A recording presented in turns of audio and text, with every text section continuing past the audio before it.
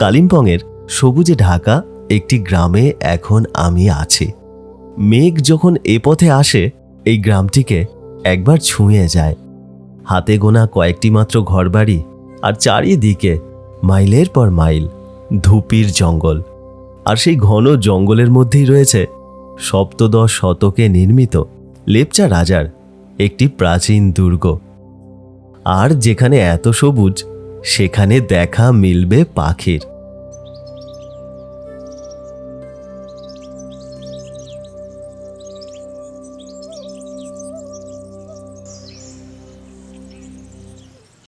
এই কালিম্পং থেকেই আমি প্রবেশ করলাম সিকিমের পাহাড়ে। আর এইখানের পাহাড়ের খাঁজে লুকিয়ে থাকা ছোট্ট গ্রামগুলো যেন প্রকৃতির একটি জীবন্ত ক্যানভাস। সরলতা আর শান্তির চাবিকাঠি খুঁজে পেলাম ঠিক এখানেই। আর পাহাড়ের চূড়া থেকে দেখা পেলাম মেঘের আড়ালে থাকা একটি অপূর্ব লেকের।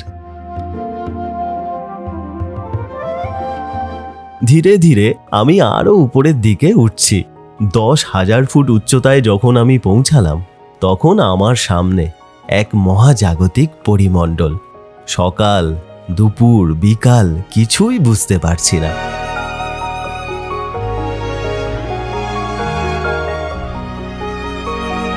আর একদিন পরিষ্কার আবহাওয়ায় দেখা পেলাম কাঞ্চনজঙ্ঘার। এবার আমার গন্তব্য ভারত চীন সীমান্ত। সেখানে পৌঁছানোর জন্য আমাকে আরো অনেকটা পথ চড়াই করতে হবে। আর এই পথে চারিদিকে শুধু বরফ আর বরফ। ওই যে পিছন দিকটায় একটা মেঘ আসছে, আলতু ভাবে চলে যাচ্ছে। ভীষণ ভালো লাগছে। আমার মনে হচ্ছে না যে আমি এখন সিকিমে আছি। এই জায়গাটা এত সুন্দর কি করে হতে পারে। ঠিক যে পথে আমি ভ্রমণ করছি, এই পথ দিয়েই একটি সময়ে পূর্বের সাথে পশ্চিমের সংযোগ স্থাপন করা হতো। আর তার সাথে আদান প্রদান হতো রেশম সহ আরও নানান পণ্যদ্রব্য, ধারণা ও সংস্কৃতির। তিব্বতের লাসা থেকে চুম্বি ভ্যালি, নাথুলা পাস, কালিম্পং হয়ে এই রাস্তা সংযুক্ত ছিল পশ্চিমবঙ্গের তাম্রলিপ্ত বা তমলুকের সাথে। তারপর সমুদ্র পথে সংযুক্ত হতো শ্রীলঙ্কা, বালি, জাভা ও সুদূর প্রাচ্যের নানান জায়গায়। পূর্ব হিমালয়ের অন্যতম বিখ্যাত আঞ্চলিক পথ হল এই প্রাচীন রেশম পথ। রেশম বা সিল্কের সেই ঐতিহাসিক বাণিজ্য থেকেই এই পথের নাম হয় ওল্ড সিল্ক রুট। আর এই সিল্ক রুট ভ্রমণের গল্পই তুলে ধরছি আজ আপনাদের সামনে। সঙ্গে থাকুন। এপ্রিল মাসের একেবারে শুরুতেই সকালবেলায় এসে হাজির হলাম শিলিগুড়ি জংশনে। যদিও সকাল 9টা বাজতে যায়, তবে আকাশ কালো। আজ ভোর রাত থেকেই ঝিরি ঝিরি বৃষ্টি হচ্ছে।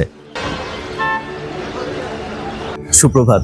সিল্ক রুট ভ্রমণের এই পর্বে আপনাদের সবাইকে স্বাগত জানাই। আশা করি আপনারা সবাই খুব ভালো আছেন। আমি এখন আছি শিলিগুড়ি জংশনে।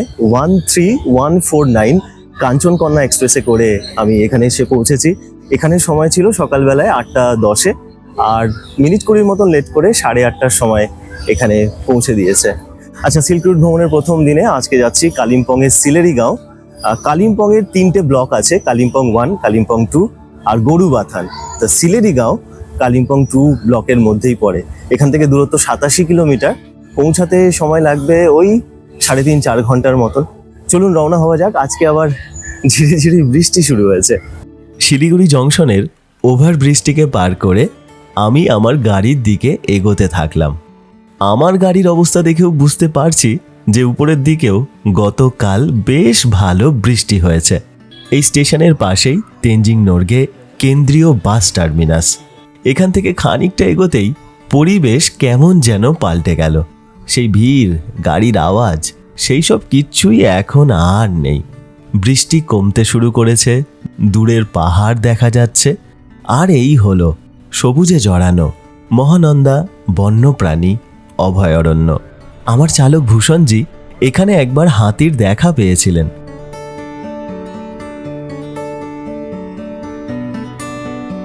এই জঙ্গল পার করতেই পাহাড় একেবারে কাছে চলে এলো।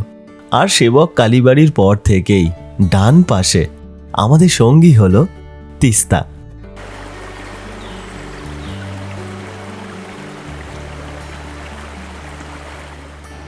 রাস্তার ধারে লোহা পুলে আমরা ব্রেকফাস্টের জন্য একটু দাঁড়ালাম। এই পুরো রাস্তাতেই খাবারের দোকানের কোনো অভাব নেই। যে নদীর ওপর এই ব্রিজ বা পুলটি নির্মাণ করা হয়েছে সেই নদীর নাম রিয়াংখোলা। নদীটি সিটং যোগীঘাটের দিক থেকে বয়ে এসে মিশে যায় তিস্তায়। আমরা এগোতে লাগলাম কালিম্পংয়ের দিকে। এই ডান দিকের রাস্তাটি চলে যায় দার্জিলিংয়ের দিকে।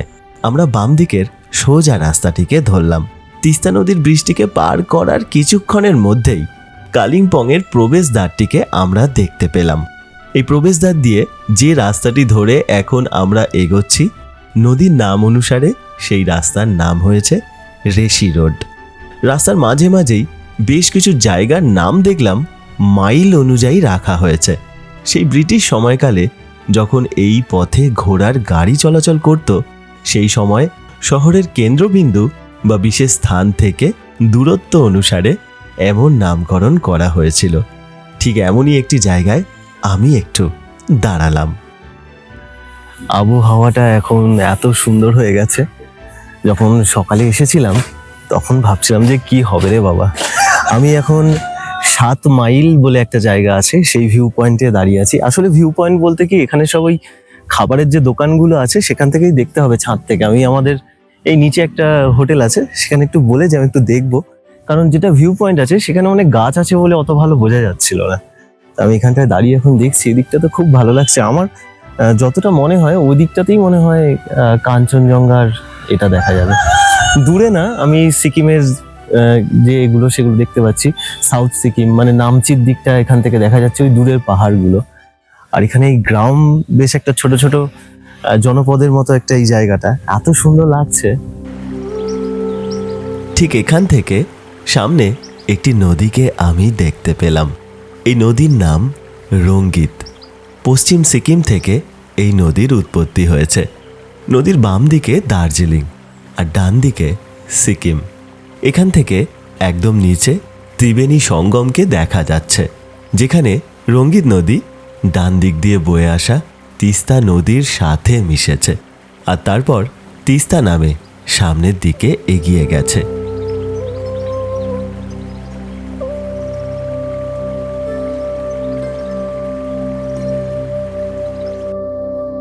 পাহাড়ি আঁকা বাঁকা রাস্তা ধরে এই পাহাড়টিকেও পার করে আমরা চলে এলাম কালিম্পং বাজারে।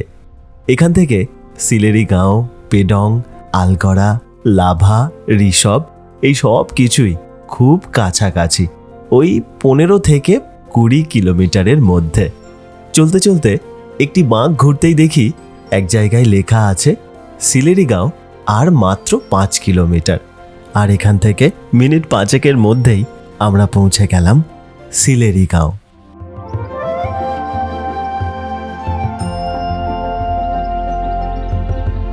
পাহাড়ের ঢালে হাতে গোনা কয়েকটি মাত্র ঘরবাড়ি নিয়ে এই ছোট্ট একটি গ্রাম এখানে গড়ে উঠেছে। চারিদিকে শুধুই সবুজ আর সবুজ।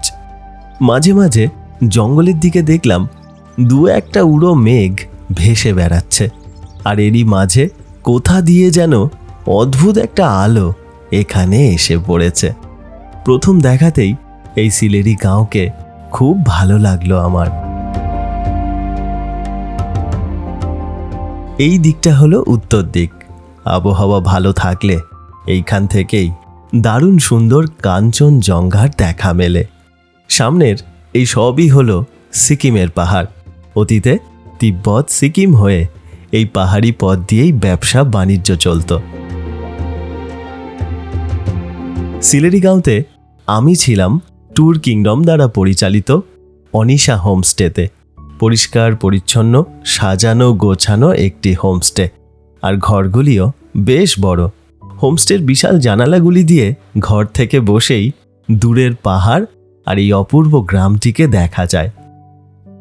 আজকে দুপুরে খাবারে ছিল ভাত, ডাল, বেগুন ভাজা, সয়াবিনের তরকারি আর মাছের ঝোল।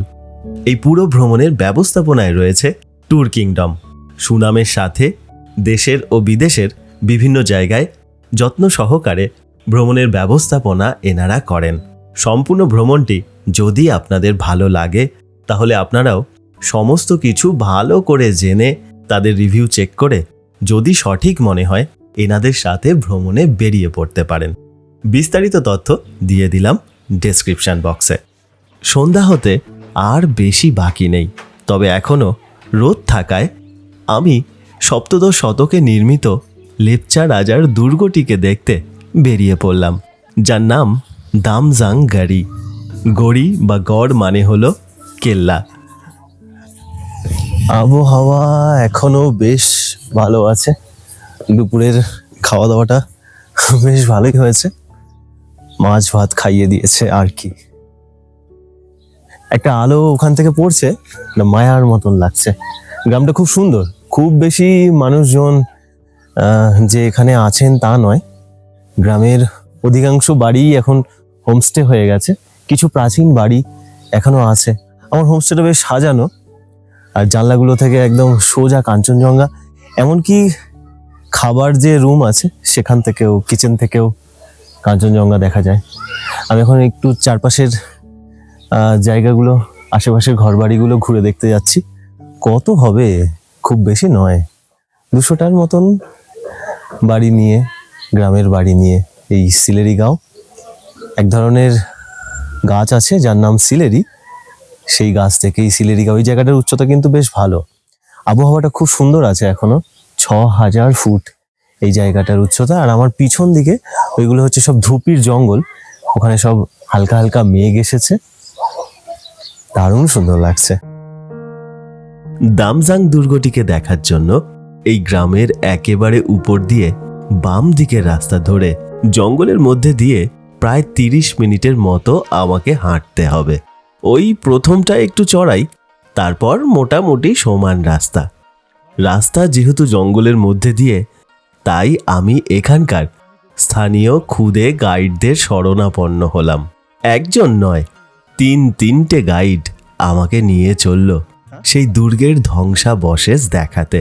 পারিশ্রমিক হিসাবে একটু সামান্য কিছু পকেট মানি দিলেই হবে। আর এই পুরো রাস্তায় তারা আমাকে মাতিয়ে রাখলো।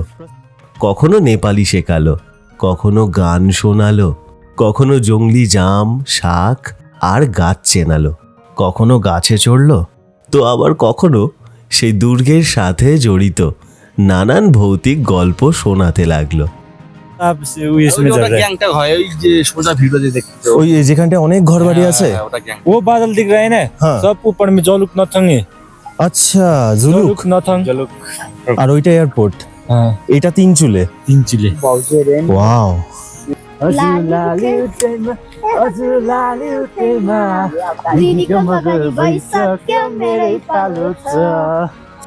এই অপূর্ব পরিবেশে আমার এত ভালো লাগছে যে আমি বারবার দাঁড়িয়ে যাচ্ছি, কিন্তু জোঁকের উপদ্রবে বেশিক্ষণ এক জায়গায় দাঁড়াবার জো নেই। কিছুক্ষণের মধ্যেই আমরা সেই জায়গাটিতে পৌঁছে গেলাম। যদিও দুর্গের বেশিরভাগটাই ধ্বংস হয়ে গিয়েছে, তবুও বেশ অনেক কিছুই এখনো এখানে রয়েছে। এই দামজাং দুর্গের নির্মাণ করেন লেপচা রাজা গেবু আচুক। সপ্তদশ শতকে নির্মিত এই দুর্গটি দার্জিলিং, কালিম্পং, সিকিম তথা ভুটানের এক ঐতিহাসিক নিদর্শন এবং একটি অতি পবিত্র স্থান। এই দুর্গটি এই অঞ্চলের মূল অধিবাসী লেপচাদের সাংস্কৃতিক, ধর্মীয়, রাজনৈতিক ও জাতিগত শিল্পকলার এক ভগ্নাবশেষ। এখনও যেখানে ঘোড়ারা জল খেত, যেখানে রানী স্নান করতেন, যেখানে রাজার দরবার ছিল, যেখানে পাথরের মধ্যে সুপারি কোটা হতো ও বিভিন্ন অন্যান্য নিদর্শনগুলি বিদ্যমান। এখানে বছরের বিভিন্ন সময়ে স্থানীয় এবং দূরের মানুষেরা আসেন সাংস্কৃতিক অনুষ্ঠান পালন করতে। তবে জায়গাটি ভীষণভাবে অবহেলিত। ঠিক যেদিক দিয়ে আমরা এখানে এসেছিলাম তার উল্টো দিকে একটি দারুণ ভিউ পয়েন্টও আছে।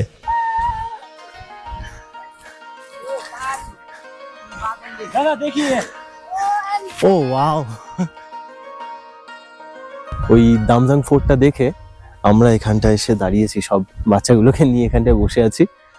এত ভালো লাগছে এই জায়গাটা, মানে ওদিকটায় কাঞ্চনজঙ্ঘা, তো ওদিকের পাহাড়গুলো নীল হয়ে আছে, আর ঠিক ওই দূরে মেঘগুলো হালকা হালকা করে ভেসে আসছে। আর যেহেতু এখন সূর্যাস্তের সময়, সেই কারণে আকাশে ওই লাল যে আলোটা সেটা মেঘের ওপর পড়েছে, এত ভালো লাগছে। আমার মনে হয় এই জায়গাটা আর একটু ডেভেলপ করা উচিত, না হলে একটু বয়স্ক ছোট বাচ্চাদেরকে নিয়ে আসাটা একটু সমস্যা হবে। আসতে যে পারা যাবে না তা নয়, আসা যাবে, কিন্তু একটু কষ্ট হবে।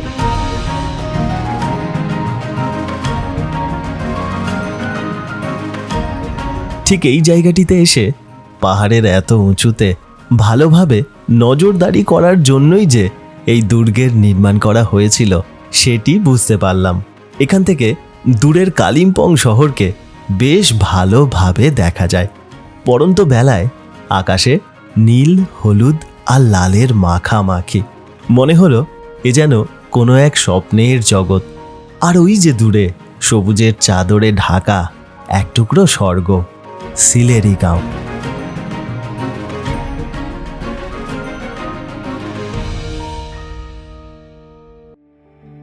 দামজাং দুর্গ দেখে যখন আমি আমার হোমস্টেতে ফিরে এলাম, তখন দূরে সিকিমের শহরে আলো ঝলমল করছে আর আকাশে চাঁদ উঠেছে।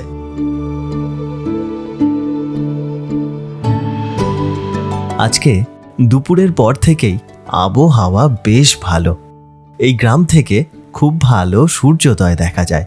তাই আর দেরি না করে রুটি, আলু ভাজা আর মুরগির মাংস দিয়ে রাতের খাওয়া দাওয়া সেরে সকালে দারুণ সূর্যোদয় দেখার আশা নিয়ে ঘুমিয়ে পড়লাম।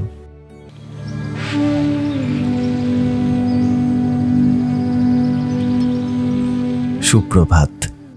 সিল্ক রুট ভ্রমণের আজ দ্বিতীয় দিন। আজ ভোর থেকেই আকাশ মেঘলা, মাঝে মাঝে হালকা বৃষ্টিও হচ্ছে।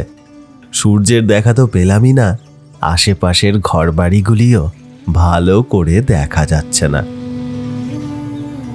তবে এই আবহাওয়ার কারণেই গ্রামটিকে বড় আলাদা লাগছে। চারিদিকে পাখির গান আর সবুজ প্রকৃতির নীরবতা। এই স্নিগ্ধ পরিবেশ আমার অন্তরে শান্তি এনে দিল। আর একটু পরে যখন মেঘ সরে গেল, তখন আমার সামনে এক অন্য সিলেরি গাঁও।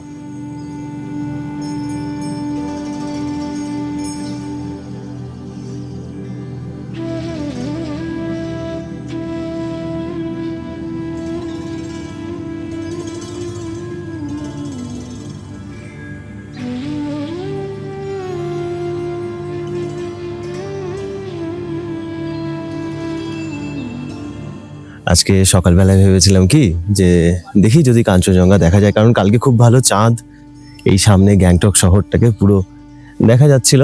কিন্তু সকালবেলায় উঠে দেখছি যে খুব ভালো মেঘ আর বৃষ্টি হচ্ছে। এখন আবার ওয়েদারটা আস্তে আস্তে কেটে যাচ্ছে, মাঝে মাঝে আবার মেঘ চলে আসছে।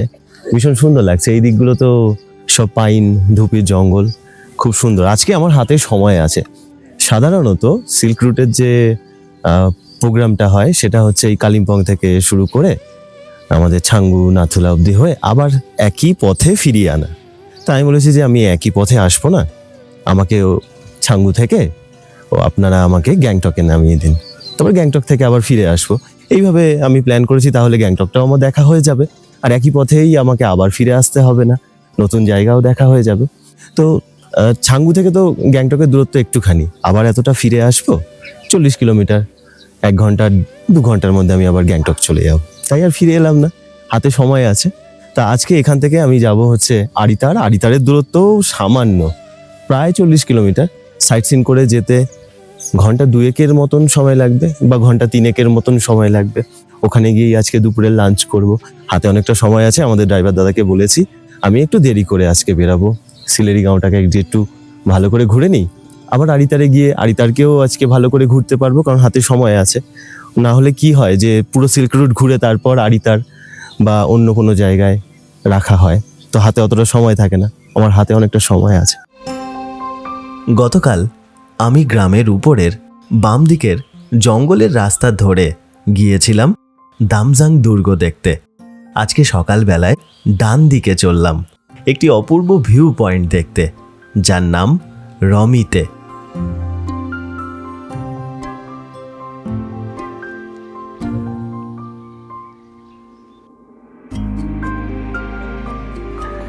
এখানে এই যে গাছগুলো হয়েছে এগুলো সব এলাচ গাছ।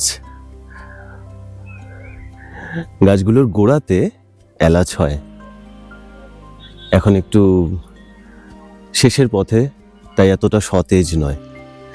এখানে সব আদাও দেখছি যে গাছ আছে এরই মধ্যে, তো এখান থেকেই আদা নেয়, নিয়ে রান্নাবান্না হয়। বলছে তার স্বাদও ভালো। এই রমিতে ভিউ পয়েন্ট যাওয়ার রাস্তা খুব বেশি নয়, 1.5 কিলোমিটারের মতো। ওই মিনিট 25-এর মতো আমাকে হাঁটতে হবে। তবে এই রাস্তা কিন্তু বেশ ভালো, চাইলে গাড়িতেও সেখানে যাওয়া যায়। নেপালি ভাষায় একটি দারুণ দৃশ্য উপভোগ করাকেই বলা হয় রমিতে। ভিউ পয়েন্টে পৌঁছে দেখি চারিদিকে শুধু মেঘ আর মেঘ। যদি না মাঝে মাঝে একটু মেঘ সরতো, তাহলে বিশ্বাসই হতো না যে এটা আদৌ কোনো ভিউ পয়েন্ট। এখান থেকে একেবারে নিচে দেখা মেলে রংপো নদীর, আর নদীর ওপারেই সিকিমের পাকিয়ং জেলা। আজকে ওই দিকেই আমরা যাব। আবহাওয়া ভালো থাকলে এখান থেকে একদম সামনে কাঞ্চনজঙ্ঘা সহ অন্যান্য আরও অনেকগুলি বরফাবৃত শৃঙ্গের দেখা মেলে।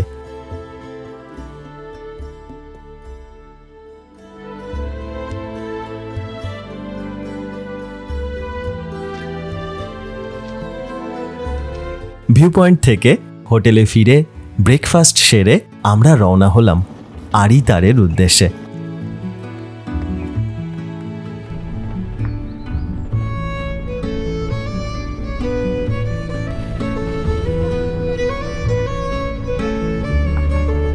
আমরা রওনা হয়ে পড়েছি আরিতারের জন্য। এখন বাজে 1টা। এই সামনে না, যখন আমরা সিলেরিগাঁওতে এসেছিলাম, এই একটা চেকপোস্ট আছে ফরেস্টের, আলগাড়ার। তো এখানে একজনের জন্য 20 টাকা। আমি একা ছিলাম, তো আমি 20 টাকা দিয়ে প্রবেশ করেছিলাম। কোনো টিকিট আমাকে দেয়নি বা কোনো স্লিপ দেয়নি, কিন্তু এখানে 20 টাকা করে আপনাদের লাগে সিলেরিগাঁও যাওয়ার সময়, এটা মাথায় রাখবেন। তা আমরা আরিতার যাচ্ছি। আরিতার 40 কিলোমিটারের মতো, খুব বেশি সময় লাগবে না, ওই জন্য একটু দেরি করেই বেরালাম। আমরা আর কিছুক্ষণের মধ্যেই রেশিখোলা নদীকে পার করে সিকিমে প্রবেশ করব। আর এই হলো সেই ব্রিজ, মদুম নদী। এখানে বাম দিক দিয়ে বয়ে আসা রেশিখোলা নদীর সাথে মিশে সামনে রেশিখোলা নদী নামে বয়ে গিয়ে মিশেছে রংপো নদীর সাথে। এই চেকপোস্টে সচিত্র পরিচয়পত্র সহ একটি পারমিটের প্রয়োজন হয়, যার ব্যবস্থা আমার ট্যুর অপারেটর আগে থেকেই করে রেখেছেন।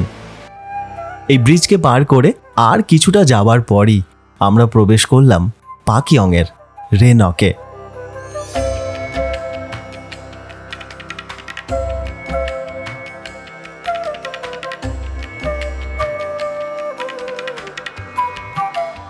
ওই যে ঋষিখোলা নদীটা আছে, ঋষিখোলা নদীটাকে পার করে একটুখানি উপরের দিকে উঠেছি। ঋষিখোলা নদী হচ্ছে সীমান্ত। আমি এখন আছি হচ্ছে সিকিমের প্যাকিয়ং জেলায়। আর এই যে জায়গাটা, এই জায়গাটার নাম হচ্ছে রেনকের রুংধুং গ্রামে এখন আমি দাঁড়িয়ে আছি। আমার সামনে এই যে মন্দিরটা আপনারা দেখছেন, অপূর্ব একটা মন্দির। এই মন্দিরের নাম হচ্ছে বিশ্ব বিনায়ক মন্দির। ভগবান গণেশের এখানে 51টি রূপ ফুটিয়ে তোলা হয়েছে। আর মূল যে মূর্তিটা আছে তার উচ্চতা হচ্ছে 12 ফুট, যেখানে ভগবান গণেশের 16টি হাত রয়েছে। এই সামনেটায় একটা বিশাল বড় মূর্তি আছে, ভিতরেও একটা খুব সুন্দর মূর্তি আছে, যে মূর্তিটার উচ্চতা হচ্ছে 12 ফুট আর যার হাত হচ্ছে 16টি। এই যে দুর্দান্ত একটা মন্দির এখানে আছে, এই মন্দিরের যে উপাদান সেই সব কিন্তু আনা হয়েছে, যার বেশিরভাগ উপাদানই আনা হয়েছে থাইল্যান্ড থেকে। আর আমাদের নেপালের এবং বাংলার যে দুর্দান্ত কারিগররা আছে, যে কারুশিল্পীরা আছে অভিজ্ঞ, তাদেরকে এই মন্দির নির্মাণের সময় নিযুক্ত করা হয়েছিল।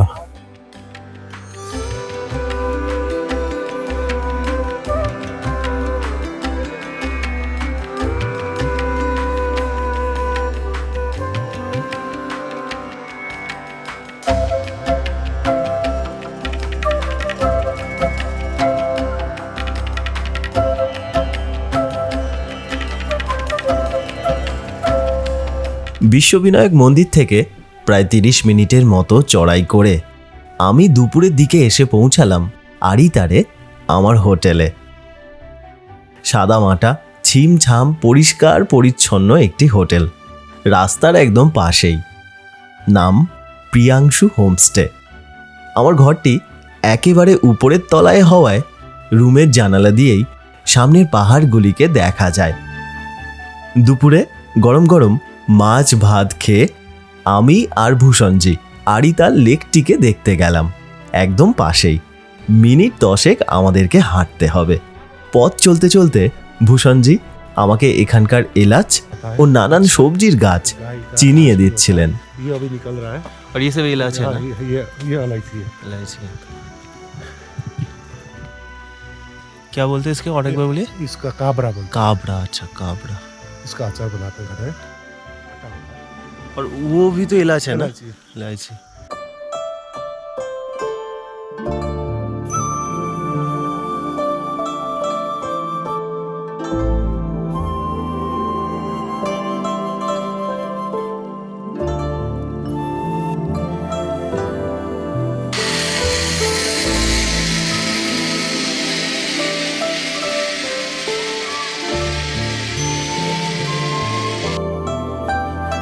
এখানে কত রডোডেন্ড্রন ফুটেছে দেখুন। শুধু এইখানটায় নয়, আরো অনেকগুলো গাছ আছে যেখানে রডোডেন্ড্রন সহ আরো নানান সব ফুলের গাছ আছে। আর এই দিকটায় হচ্ছে লেক। এইটা হচ্ছে লামপোখরি লেক। যেহেতু এই জায়গাটা আড়িতার, সেই থেকে আড়িতার লেক বলেন অনেকে। তিব্বতী ভাষায় এই লেকের নাম হচ্ছে ঘাতি সো। সো মানেই লেক, আমরা জানি, আমরা অনেক জায়গায় দেখেছি সেটা। আর একটা জিনিস হচ্ছে অনেকটা বড়, এর লম্বা হচ্ছে, লম্বায় দৈর্ঘ্য 1120 ফুট, আর এটা চওড়ায় হচ্ছে 240 ফুট। ঠিক ওই যে পিছন দিকটায় না একটা গুরুপদ্ম সম্ভাবনার মূর্তি আছে, আর একদম উপর দিকে ওই যে রেনকের যে গুম্পা বা যেটাকে আড়িতার গুম্পা বলে সেটাও আছে ওইটা। আর ওখান থেকে আরেকটু উঠলে মানকিমে আমরা যাব, তবে আজকে নয়, কালকে সকালবেলায়। আর যেহেতু হাঁটতে ভালো লাগে তাই হাঁটতে হাঁটতেই যাওয়ার ইচ্ছা আছে। দেখি কালকের ওয়েদার কেমন থাকে। এইটা টিকিট হচ্ছে এক একজনের 10 টাকা। আমরা হেঁটে এসেছি বলে পার্কিং লাগেনি, নাহলে পার্কিং লাগতো। তা আমাদের যে ড্রাইভার দাদা আছে ভূষণজি আছে বলে বললো যে একজন, তার টিকিট লাগবে না, এমনিই চলে যাও। তো আমি এমনিই চলে এলাম। এখন একটু এখানটায় ঘুরবো। যদি একদম উপর থেকে এই লেককে দেখা যায় তাহলে এই লেকটা না ওই পায়ের আকৃতির, পায়ের ছাপের মতো, পায়ের যে পাতা হয় সেটা আমরা যখন উপরে যাব তখন দেখতে পাবো। এখন একটু ঘুরে নিই, তারপর এখন হাতে সময় আছে। আমার হোমস্টে থেকে 10-15 মিনিটের রাস্তা ছিল, টুকটুক করে হেঁটে এলাম। লামপোখরি থেকে ফিরে এসে আমার ঘরের জানালা দিয়েই দারুণ সুন্দর সূর্যাস্ত দেখলাম। আর সূর্য ডুবতেই ফেলে আসা জায়গাগুলিতে রাতের আলো ঝলমল করে উঠল। আমি আর দেরি করলাম না।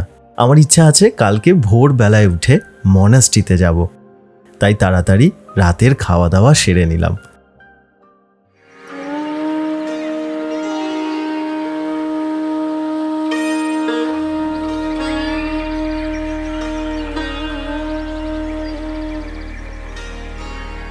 সুপ্রভাত। সিল্ক রুট ভ্রমণের আজকে দ্বিতীয় দিন। আমি এখন আড়িতারে আছি, এই সামনেই আমার রাস্তার ধারেই আমার হোমস্টে, প্রিয়াংশু হোমস্টে। সুন্দর। ওই যে দূরে একটা ছোট্ট মনাস্ট্রির মতন দেখতে পাচ্ছেন, ওটাই হচ্ছে আড়িতার লেক যেটা আছে, সেটাই যাওয়ার রাস্তা। আমরা এই রাস্তা দিয়েই এসেছি। এবার আমি আর আমাদের যে ড্রাইভার দাদা আছে, আমরা দুজন যাচ্ছি আড়িতারকে একটু দেখবো বলে। এখান থেকেই সামনেই একটা মনাস্ট্রি আছে যার নাম হচ্ছে রেনক গুম্পা, বা আড়িতারের নাম থেকে আড়িতার গুম্পাও বলা হয়। তা সেই গুম্পাটা দেখবো। আর ওখান থেকে পাশে মাখিম বলে একটা মন্দির আছে, তো সেটা দেখবো। দুটো রাস্তাতেই গাড়ি যায়। আপনারা যখন আসবেন, সমস্যা থাকলে বা অসুবিধা হলে বা সময় কম থাকলে আপনারা গাড়িতেও যেতে পারেন। তবে আমরা দুজন টুকটুক করে হাঁটবো। এখন 7টা বাজে, হাতে সময় আছে।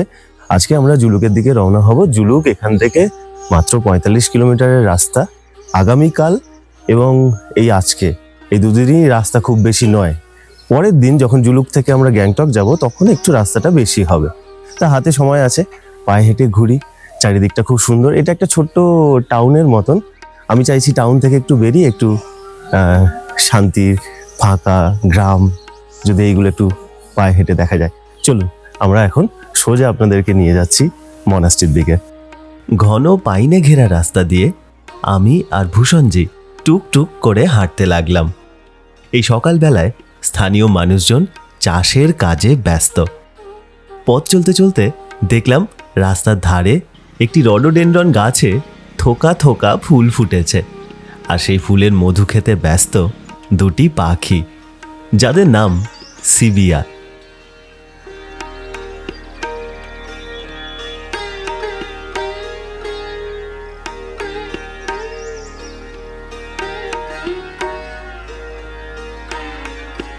আরও খানিকটা পথ চলে আরও সুন্দর ফুলের সাথে আমাদের দেখা হলো।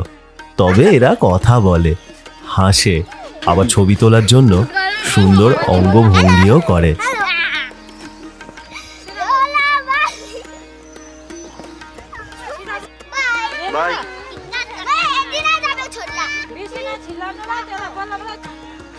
আজকে সকালটা খুব মনে রাখার মতো। পথ চলতে চলতে যেখানেই আমাদের ভালো লাগছে আমরা একটু দাঁড়িয়ে যাচ্ছি। ভূষণজি এখানকার সব কিছু আমাকে চিনিয়ে দিচ্ছে। এই যে মনাস্ট্রি দেখা যাচ্ছে উপরে, আমরা কতক্ষণ এলাম? আমরা এসেছি মিনিট 15-20। আসতেই এই জায়গাটায় শান্তি, চারদিকে মেঘ আর মেঘ। ওই দূরে নিচের দিকটায় মেঘ আছে, এখানে সব ফ্ল্যাগসগুলো লাগানো আছে। আর এই হচ্ছে মনাস্ট্রি। এইখান থেকে ঘুরে গিয়ে তারপর আমাকে যেতে হবে।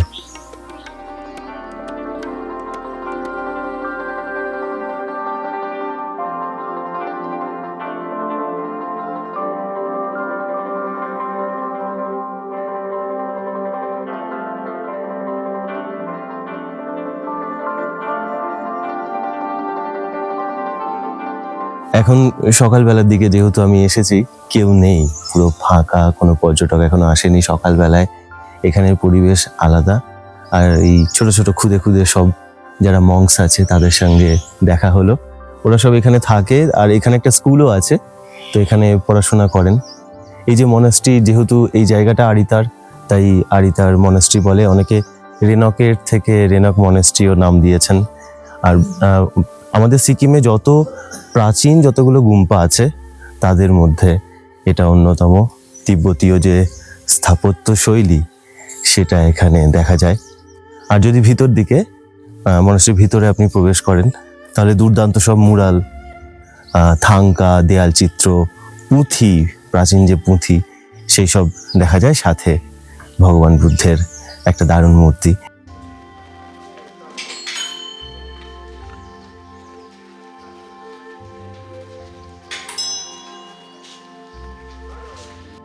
মনাস্ট্রির পাশের রাস্তা দিয়ে আমরা ভিউ পয়েন্টের দিকে রওনা হলাম। খানিকটা এসেই সিঁড়ি দিয়ে নামতেই ভগবানকে দেখতে পেলাম। চারিদিকে পাখির কিচির মিচির, আর তার সাথে ভীষণ পবিত্র ও শান্ত এই জায়গাটি আমার খুব ভালো লাগলো।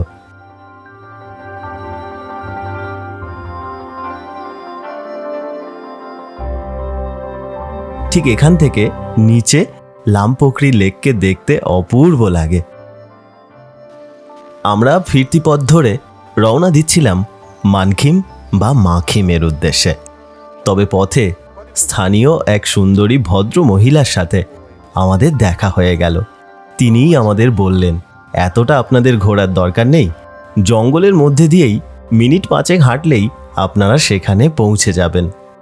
ভাগ্যিস বললেন, না হলে এত সুন্দর রাস্তাটা দেখতেই পেতাম না।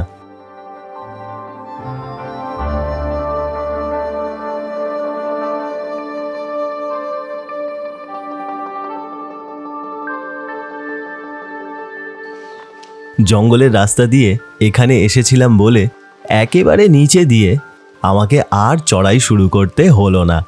সিঁড়ি দিয়ে উপরে উঠে সবার প্রথমে নজর পড়ল নিচের লামপোখরি লেকের দিকে। ভাসা ভাসা মেঘ এখান থেকে যাওয়ার পথে এই পবিত্র লেকটিকে ছুঁয়ে যাচ্ছে।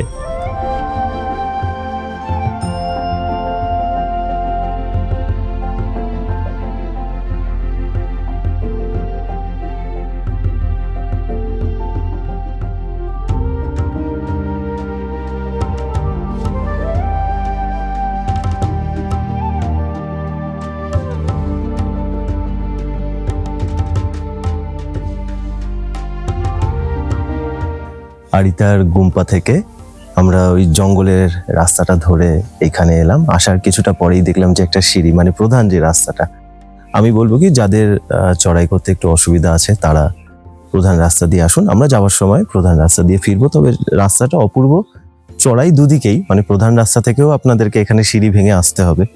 আমরা ওটা দিয়ে এলাম, মিনিট 10 আমাদের সময় লেগেছে এই মাখিমে আসতে। এটা আসলে একটা মন্দির। এখানের অনেক প্রাচীন একটা জনজাতি আছে যাদের খাম্বু বা রাই বলা হয়, তাদের এইটা হচ্ছে মন্দির। এই জায়গাটার উচ্চতা বেশ ভালো, ওই জন্য আসার সঙ্গে সঙ্গে দেখছি চারদিকটা পুরো মেঘে ঢেকে আছে। এই জায়গাটার উচ্চতা হচ্ছে 6500 ফুট। যদি আবহাওয়া ভালো থাকতো তাহলে ওই পিছন দিক থেকে কাঞ্চনজঙ্ঘা খুব ভালো দেখা যায়। আর এদিকটায় হচ্ছে জুলুক, জেলেপলা পাস বা আর যে জায়গাগুলো আছে, আবহাওয়া যদি ভালো থাকে, ওয়েদার ভালো থাকে, তাহলে কিন্তু দেখে নেওয়া যায়। মন্দিরে আপনারা প্রবেশ করতে পারেন, জুতো খুলে প্রবেশ করতে হবে, কিছু ডোনেশনও দিতে পারেন এবং পরিবেশটা খুব খুব সুন্দর। সিল্ক রুটের একটা আলাদা জিনিস আমি বলবো এই ভ্রমণে, সেটা হচ্ছে ধীরে সুস্থে ঘোরা যায়। এমন নয় যে শুধু গাড়ি করে ঝটপট দেখো আর চলে যাও। এটা খুব সুন্দর একটা। আসুন মন্দিরটা দেখে নিই।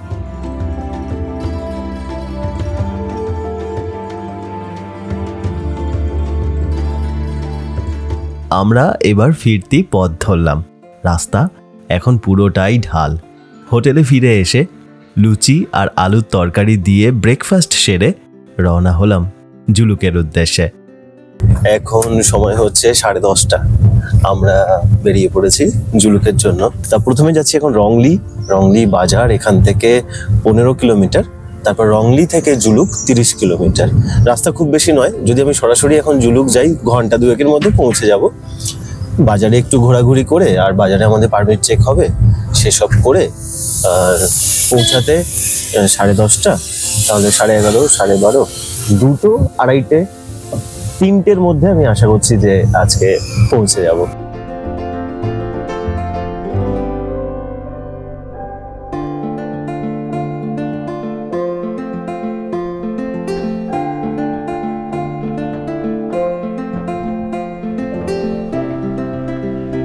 দেখতে দেখতে আমরা পৌঁছে গেলাম রংলিতে। আর এই হলো রংলি বাজার। এই পথের এটাই কেনাকাটার জন্য বেশ ভালো একটি বাজার। প্রায় সমস্ত জিনিসই এখানে পাওয়া যায়। আর এখানেই এই পথে ভ্রমণের জন্য প্রত্যেকের পারমিট করাতে হবে এই সামনের পারমিট সেল থেকে। ডকুমেন্টস হিসাবে ভোটার কার্ড, পাসপোর্ট বা ড্রাইভিং লাইসেন্সের মধ্যে যে কোনো একটি, আর পাসপোর্ট সাইজ ছবি লাগবে। আধার কার্ড এখানে গ্রাহ্য হয় না। এই পারমিট সব বয়সী পর্যটকদেরই দেওয়া হয়। বছর 5-এর শিশুদের ক্ষেত্রে এর প্রয়োজন হয় না। অভিভাবকের সাথে নাম যোগ করে দিলেই হবে। এই পারমিটের ব্যবস্থা আমার ট্যুর অপারেটর আগে থেকেই করে রেখেছেন, আর পারমিটের খরচও প্যাকেজের মধ্যেই ধরা আছে। এই বাজারে হালকা কেনাকাটা করে এখান থেকে কিছুটা আগে লিংতাম চেকপোস্টে এই পারমিটটিকে চেক করিয়ে চলে এলাম রাস্তার মাঝে একটি ঝর্ণা দেখতে, যার নাম কিউখোলা। নেপালি ভাষায় কিউ কথার অর্থ আলু। লোকশ্রুতি অনুযায়ী স্থানীয় মানুষজনেরা এখানে চাষের আলু ধুতে আসতেন, আর সেই থেকেই এমন নাম হয়েছে। আর কিছুদিন পর যখন বরফ গলতে শুরু করবে বা বর্ষা নামবে, সেই সময় এই ঝর্ণা আরও অপূর্ব হয়ে উঠবে।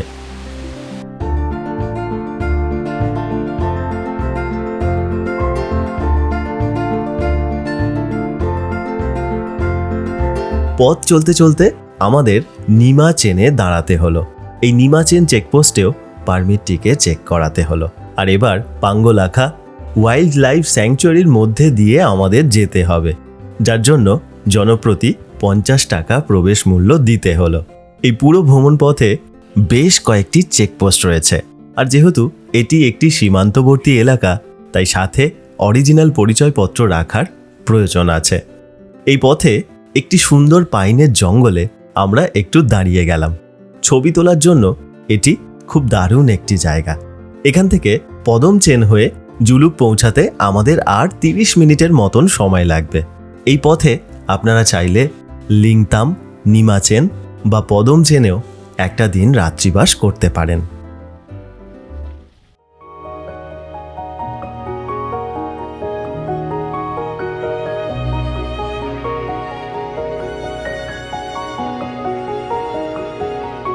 সেদিন জুলুক পৌঁছে আমি আমার হোমস্টেতে না ঢুকে বাইরে ক্যামেরা হাতে দাঁড়িয়ে গেলাম। যা আমার চোখের সামনে এখন আছে তা বেশিক্ষণের জন্য নয়। এখন সকাল, দুপুর না বিকাল কিছুই বোঝার উপায় নেই। দেখে মনে হচ্ছে এ এক মহাজাগতিক পরিমণ্ডল। যতক্ষণ না মেঘ এসে আবার সব কিছু ঢেকে দিচ্ছে, আমি এখানে দাঁড়িয়ে থাকব।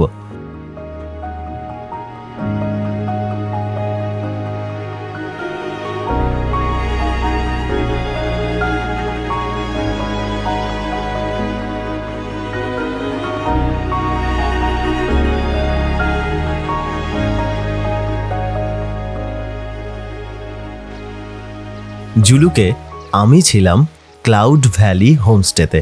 একেবারে পাহাড়ের ধারে এই হোমস্টে, আর রুমগুলিও খুব পরিষ্কার পরিচ্ছন্ন। বালকনি থেকে এই ছোট্ট গ্রামটিকে দেখতে ভীষণ ভালো লাগে। এই হোমস্টের মালিক আর সহকর্মীদের ব্যবহারও ভীষণ ভালো।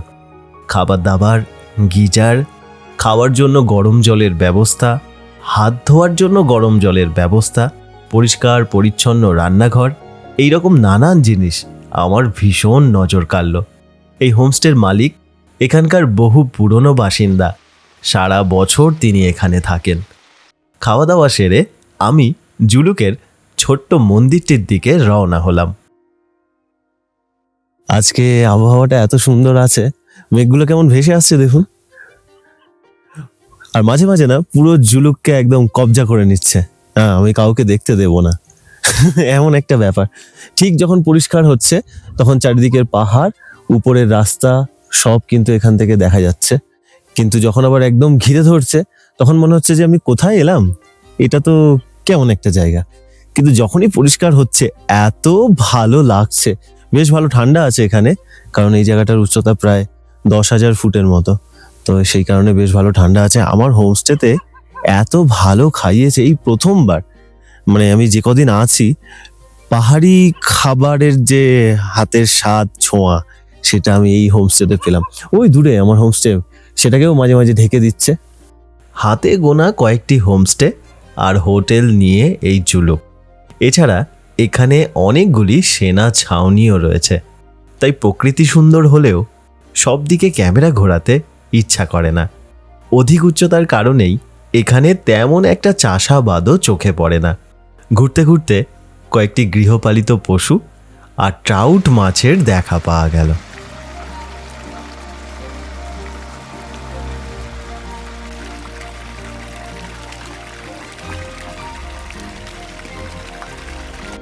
এই গ্রামের পাহাড়ের উঁচু জায়গাটিতে রয়েছে একটি শিবের মন্দির। এখানকার আবহাওয়া বেলা বাড়ার সাথে সাথেই ভীষণ মেঘাচ্ছন্ন হয়ে যায়। আমি ঠিক করেছি কাল যতটা তাড়াতাড়ি সম্ভব এখান থেকে বেরিয়ে পড়ব। তাই আজ তাড়াতাড়ি রাত্রের খাওয়া দাওয়া সেরে ঘুমিয়ে পড়লাম।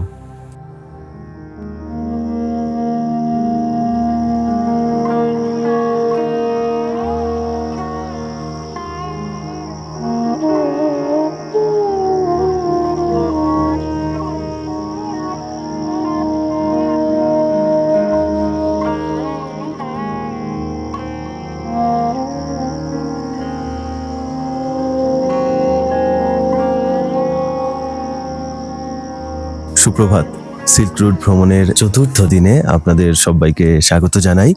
আমি এখন আছি জুলুকে, আর ভালো ঠান্ডা আছে এখানে, মানে ভালো ঠান্ডা। গতকাল রাত্রে তো বেশ ভালো ঠান্ডা ছিল, মোটামুটি ধরুন 1-2-এর আশেপাশে ঘোরাফেরা করছে। কিন্তু হোমস্টেটা এত ভালো, কোনো রকম অসুবিধা হয়নি। তা আজকে আমি একটু তাড়াতাড়ি রেডি হয়ে গেছি, এখন 6:30 বাজে। 7টার মধ্যে আজকে বেরিয়ে পড়বো। আজকে চলে যাব গ্যাংটক। গ্যাংটকের দূরত্ব এখান থেকে, মানে জুলুক থেকে 94 কিলোমিটার 95 কিলোমিটারের মতো। ওই ধরুন সরাসরি যদি যাই তাহলে ঘন্টা 3 বা ধরুন 3.5 ঘন্টার মতন সময় লাগবে। কিন্তু রাস্তায় তো অনেকগুলো সুন্দর সুন্দর জায়গা আছে, আবার উপরে বরফ আছে, তো সেই ক্ষেত্রে মনে হচ্ছে যে একটু সময় বেশি লাগবে। ওই ধরুন 7-8 ঘন্টা সময় লেগে যাবে, মোটামুটি বিকেল হয়ে যাবে আজকে গ্যাংটক পৌঁছাতে। অনেকেই এই রেশম পথের যে ভ্রমণ আছে, অনেকে কি করেন যে ওল্ড বাবা মন্দির যেটা আছে সেটা দেখে আবার ফিরে আসেন, তারপর এখানের কোনো গ্রামে থেকে চলে যান যে যার গন্তব্যে। তো আপনারা চাইলে সেটাও করতে পারেন। আমি এই একই পথে আর না ফিরে আমি ওখান থেকে গ্যাংটক চলে যাব ঠিক করেছি। তাহলে আমার দুটো জায়গায় দেখা হবে। আপনাদের যেটা ভালো মনে হয় আপনারা সেটা করবেন। তা গতকাল আমি আরিতার থেকে এখানে এসেছি। যেমন আপনাদের বলছিলাম যে রেশম পথ কালিম্পং থেকে শুরু হয়, মানে কালিম্পং, পেডং, আরিতার, জুলুক, তারপরে জেলেপলা পাস হয়ে তিব্বতের যে চুম্বি উপত্যকা আছে সেই উপত্যকা পর্যন্ত একটা সময় এই রাস্তা ছিল। তারপর সেখান থেকে অন্যান্য দিকে চলে যেত। খুব বেশি পুরনো নয় যে মানে ব্যবসা বাণিজ্য বন্ধ হয়েছে, এখন তো হয় না। 1959 সাল পর্যন্ত কিন্তু এই রাস্তার ব্যবহার করা হয়েছে। তারপর থেকে তো আর এই রাস্তার সেরকম ব্যবহার হয় না। আর এখন তো তিব্বত তো পুরোটাই চীনের দখলে, সেই কারণে আর কিছু হয় না। এখানে খুব কম সংখ্যক মানুষ বসবাস করেন, বেশিরভাগ বিআরও আর সেনার যে ছাউনি সেটাই আছে। এখন আমরা ব্রেকফাস্ট করব, তারপর সকাল সকাল বেরিয়ে পড়ব গ্যাংটকের উদ্দেশ্যে। সকালবেলায় গরম ম্যাগি দিয়ে প্রাতরাশ সেরে আমরা তাড়াতাড়ি বেরিয়ে পড়লাম। এইসব অঞ্চলে আবহাওয়ার কোনো ভরসা নেই। হোমস্টের মালিক গঙ্গুজি নিজেই আমাদের লাগেজগুলি গাড়িতে তুলে দিলেন। এই অপূর্ব জুলুককে ছাড়ার আগে আমি চারপাশ একবার শেষবারের জন্য দেখে নিলাম।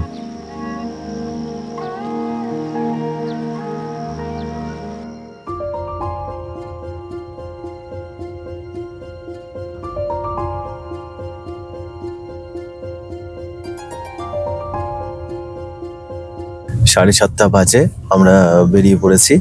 এখন উপরের দিকে উঠছি। রাস্তা এখন ওই সেই যে বাঁকগুলো আছে সেই বাঁক রাস্তা দিয়ে উপরের দিকে আমরা উঠতেই থাকবো। প্রায় 13,000 ফুটের উপরে আমরা আজকে পৌঁছে যাব। আবহাওয়া এখন মাঝে মাঝে রোদ, মাঝে মাঝে মেঘ। এই আবহাওয়াটা আমার আবার খুব প্রিয়। এই ভাসা ভাসা মেঘ যাবে, কিন্তু একেবারে এসে যদি জমা হয়ে যায় তাহলেই ব্যাস হয়ে গেল। তা প্রথমে আমাদের গন্তব্য হচ্ছে থাম্বি ভিউ পয়েন্ট। এখান থেকে দূরত্ব 14 কিলোমিটার, 30 মিনিট মতন সময় লাগবে। রাস্তা যদি ঠিকঠাক থাকে তাহলে আমরা থাম্বি পৌঁছে যাব।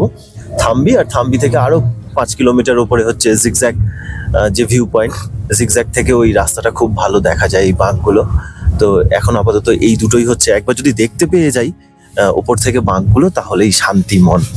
সিল্ক রুটের প্রধান যে একটা আকর্ষণ তার মধ্যে অন্যতম হচ্ছে এই আঁকাবাঁকা যে রাস্তাটা, এটা খুব সুন্দর লাগে।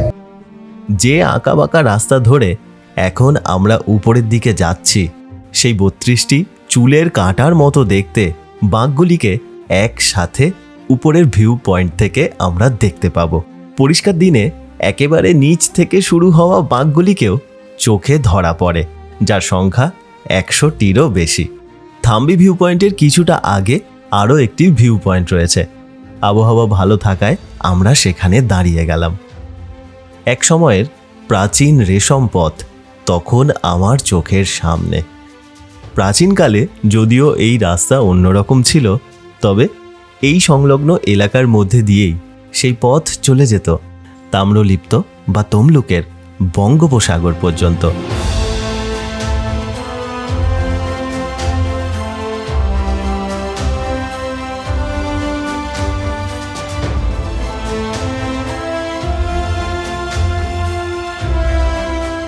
দেখতে দেখতে এই পুরো এলাকা মেঘে ঢেকে যাচ্ছে। আমরা এখানে আর না দাঁড়িয়ে থেকে তাড়াতাড়ি থাম্বি ভিউ পয়েন্টের দিকে রওনা হলাম। নিচের মেঘগুলি সব সেদিকেই যাচ্ছে। যাত্রাপথে একবারের জন্য কাঞ্চনজঙ্ঘা দেখা পেলাম। ভূষণজি এখন একটু জোরে গাড়ি চালাচ্ছে, যাতে মেঘ আসার আগে আমরা থাম্বি ভিউ পয়েন্টে পৌঁছে যাই। আর যখন সেখানে পৌঁছালাম, আমার চোখের সামনে শায়িত বুদ্ধ।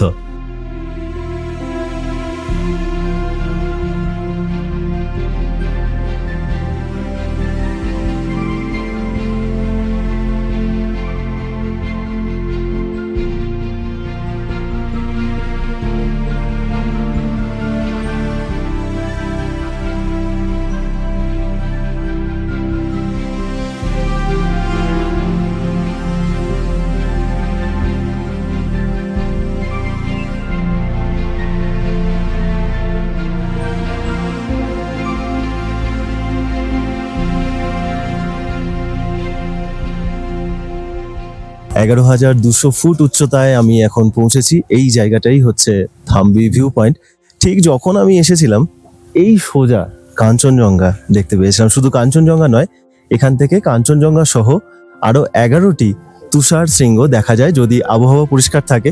কিন্তু এই জাস্ট আসার পরই এখান থেকে ওই মেঘ এসে, তাও তো এখন একটু ঠিক আছে, না হলে মেঘ এসে পুরো ঘিরে ধরেছে।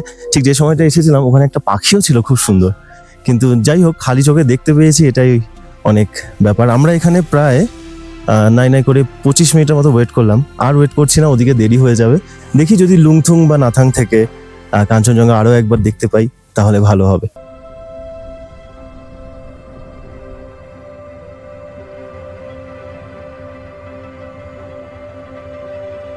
নিচ থেকে যারা এখন আসছে, মানে আমরা তো অনেকক্ষণ ওয়েট করলাম, নিচ থেকে যারা আসছে তারা এখন আমাকে বলছেন যে ঝুলুকের ওয়েদারটাও খারাপ হয়ে গেছে এখন। তাই সেই জন্য আমি আপনাদেরকে বলবো খুব ভালো শীতের জামা কাপড় আর একটু সকাল সকাল 6:30টার দিকে 7টার দিকে বেরোতে পারলে খুব ভালো হবে। দারুণ, মানে কাঞ্চনজঙ্ঘা আমি দেখেছি, কিন্তু এখান থেকে যে দেখা গেল যেরকম ভাবে, সেটা একটা অদ্ভুত অন্যরকম লাগলো। খুব খুব সুন্দর এটা। দেখা যাক যদি আজকে আবার একটু ওয়েদারটা হয় তাহলে হয়তো দেখতে পাবো। এখন বরফ চারদিকে দুর্দান্ত। আমরা এখন নাথাংয়ের দিকে এগোচ্ছি। সামান্য কিছুটাই রাস্তা, 30 মিনিটের মধ্যেই আমরা সেখানে পৌঁছে যাব। এরই মাঝে একটি জায়গায় আবহাওয়া পরিষ্কার হতে আমরা দাঁড়িয়ে গেলাম। আমি এখন লুংথুংয়ে এসে দাঁড়িয়ে গেছি। এখান থেকে না আমি একবার সানরাইজ দেখেছিলাম, এত সুন্দর দেখা যায় এখানটায়। এবার হালকা হালকা রোদ বেরোচ্ছে, এই জায়গাটা ভীষণ ভালো লাগছে। ওই যে পিছন দিকটায় একটা মেঘ আসছে, আলতো ভাবে চলে যাচ্ছে, ভীষণ ভালো লাগছে। আমার মনে হচ্ছে না যে আমি এখন সিকিমে আছি। এই জায়গাটা এত সুন্দর কি করে হতে পারে। লুংথুং থেকে নাথাং উপত্যকা যাওয়ার পথে মাত্র 10 মিনিটের মধ্যে আবহাওয়ায় দারুণ পরিবর্তন হলো। রোদ আর নীল আকাশে এই জায়গাগুলি যে কতটা সুন্দর লাগে সেটা বুঝতে পারলাম।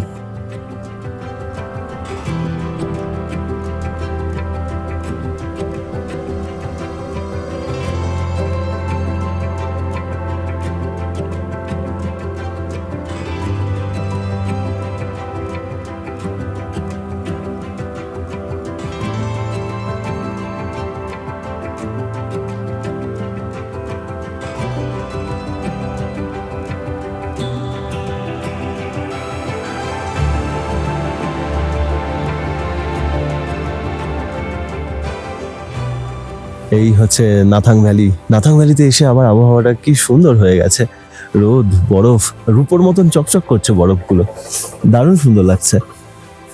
আমরা প্রায় 13,000 ফুটের কাছাকাছি চলে এসেছি নাথাং ভ্যালি। আর এখান থেকে আরো কিছুটা উপরে গেলেই হচ্ছে বাবা মন্দির। আর তারপরে ওখান থেকে আরো নিচের দিকে এবার আমরা নামতে শুরু করব। ওই যে তুকলা আছে, কুপুব আছে হয়ে তারপর নাথুলা হয়ে ছাঙ্গু যাওয়ার আজকে ইচ্ছা আছে। এখনো জানি না যে পারমিট দিয়েছে কিনা।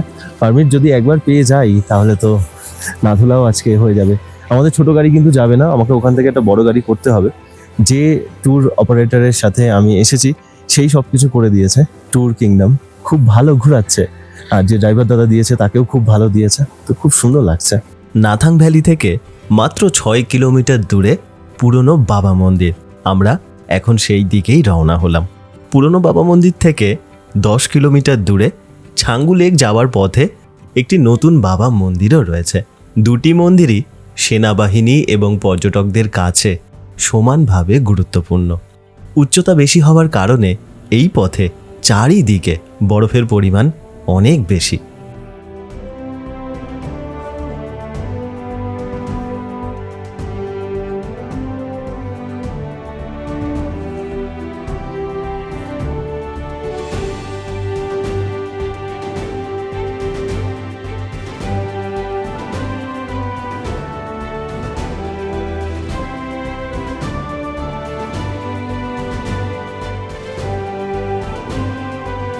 তেরো 13,123 ফুট উচ্চতায় এখন আমি দাঁড়িয়ে আছি। আর আমার সামনে এই হচ্ছে বাবা হরভজন সিং এর মন্দির। এই যে হরভজন সিং এর মন্দির আছে, এটি পুরনো মন্দির। নিচে আরো একটি মন্দির নির্মাণ করা হয়েছে, যেটি নতুন বাবা হরভজন সিং এর মন্দির। এই মন্দিরটিকে নিয়ে একটি অদ্ভুত লোকশ্রুতি রয়েছে। এখানে পাঞ্জাব রেজিমেন্টের একজন বীর সেনা ছিলেন, যিনি 1968 সালে রহস্যজনকভাবে মারা যান। কিন্তু মারা যাওয়ার পরেও অদ্ভুতভাবে তিনি কিন্তু তার যে সহকর্মীরা ছিলেন তাদেরকে কিন্তু সাহায্য করে আসছেন, নানানভাবে সহায়তা করে আসছেন। মনে করা হয় তিনি এখনো এখানে কর্তব্যরত। আর সেই কারণেই এইখানে 1983 সালে তার স্মৃতি রক্ষায় এই মন্দিরের নির্মাণ করা হয়েছে। এখান থেকে কিছুটা দূরেই হচ্ছে তুকলা ভ্যালি। সেই তুকলা ভ্যালিতেই তিনি মনে করা হয় যে পা পিছলে পড়ে ভেসে যান জলের স্রোতে আর মারা যান। কিন্তু তারপরেও তিনি এখানে নানানভাবে সহায়তা করে আসছেন। এখানে না উচ্চতা অনেক বেশি, আপনারা ধীরে সুস্থে টুক টুক করে ওপরে যাবেন। তার জিনিসপত্র, তার ব্যবহৃত জিনিসপত্র এখনো এখানে রাখা আছে।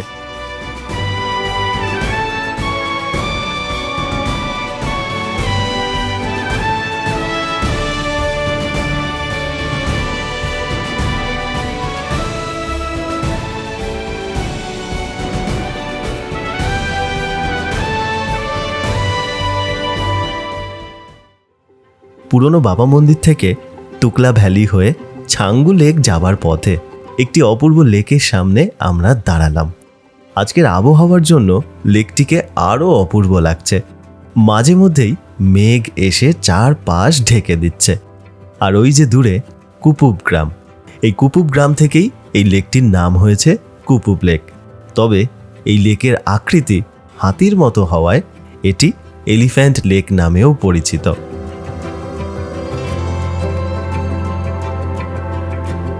আমরা এগোতে লাগলাম নাথুলা পাসের উদ্দেশ্যে। আবহাওয়া ভালো আর বরফ কম থাকার কারণে নাথুলা পাস যাওয়ার অনুমতি পাওয়া গিয়েছে। গতকাল পর্যন্ত কেবলমাত্র বাবা মন্দির পর্যন্ত যাওয়ার অনুমতিই পাওয়া যাচ্ছিল। প্রতি সোমবার নাথুলা পাস পর্যটকদের জন্য বন্ধ থাকে আর কেবলমাত্র ভারতীয়দেরই এখানে যাওয়ার অনুমতি দেওয়া হয়। ছোট গাড়িগুলিকে নাথুলা যাওয়ার অনুমতি দেওয়া হয় না। তাই এই সামান্য পথটুকু অন্যান্য পর্যটকদের সাথে যাচ্ছি। পথ সামান্যই, সেরাথাঙের মোড় থেকে মাত্র 4 কিলোমিটার। আর এই রাস্তা ভীষণ সুন্দর, কিন্তু আমরা যত উপরে উঠছি আবহাওয়া ততই পাল্টাতে শুরু করেছে।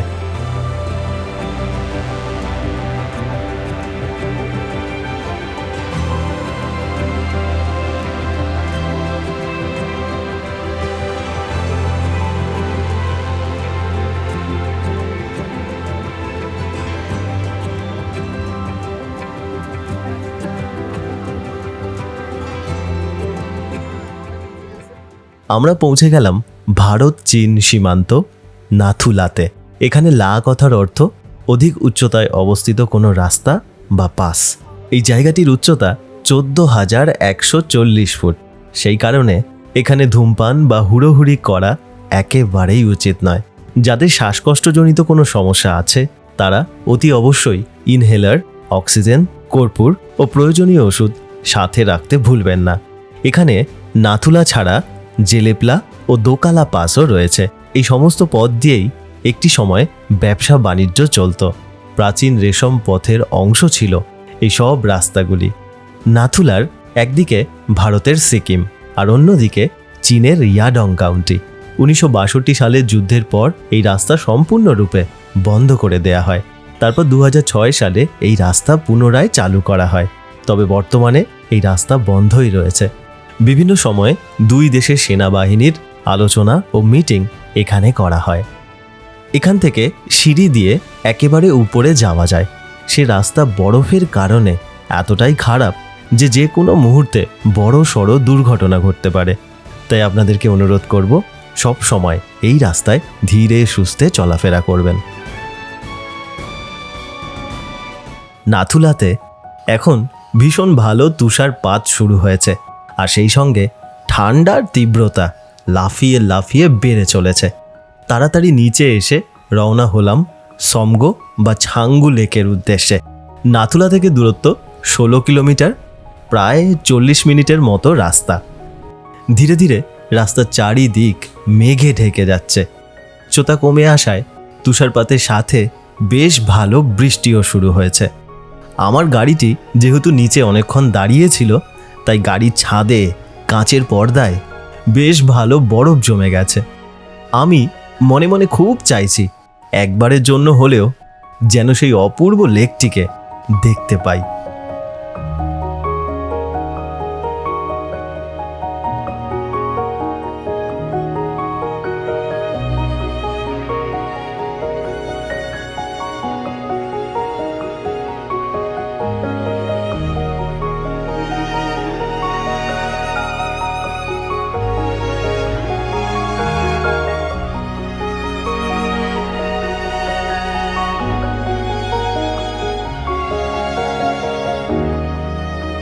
আমি ভাবতে পারিনি যে আমি লেকটাকে দেখতে পাবো, মানে যেমন ওয়েদার ছিল আর এই লেকটা এখানে অপূর্ব সুন্দর লাগছে, মানে বরফে ঢাকা ছাঙ্গু লেক দুর্দান্ত সুন্দর, দুর্দান্ত সুন্দর।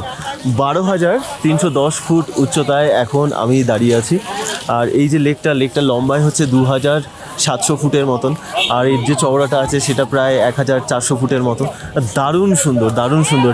এই আবার এখন স্নোফল চালু হচ্ছে, খুব বেশিক্ষণ হয়তো আমি এখানে দাঁড়াতে পারবো না, কিন্তু আপনারা যখন আমার পরে আবার আসবেন সেই সময় কিন্তু প্রচুর বরফ পাবেন। আর আজকের জলটা দেখুন কালো হয়ে আছে, এটা না মানে বিভিন্ন ঋতুতে বিভিন্ন রকম এর রং হয়। যখন আকাশের রং নীল হবে তখন এই জলের রং নীল হবে, হ্যাঁ, বা যখন ধরুন বরফ থাকবে না, এখানে ধরুন একটু লালচে লালচে রং এসে যাবে, সেই সময় এই জলের রঙও কিন্তু লালচে লালচে হয়ে যাবে।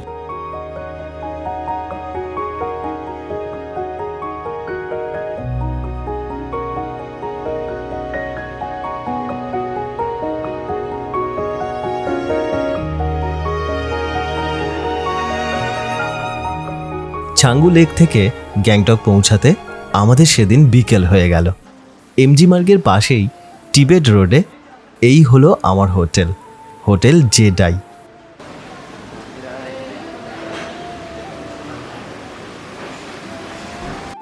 আমার রুমটি বেশ বড় আর পরিষ্কার পরিচ্ছন্ন। আবহাওয়া ভালো থাকলে রুমের জানালা দিয়ে কাঞ্চনজঙ্ঘার দেখা মেলে। এখানকার ম্যানেজার ও সহকর্মীদের ব্যবহার আর তার সাথে খাওয়া দাওয়া ভীষণ ভালো।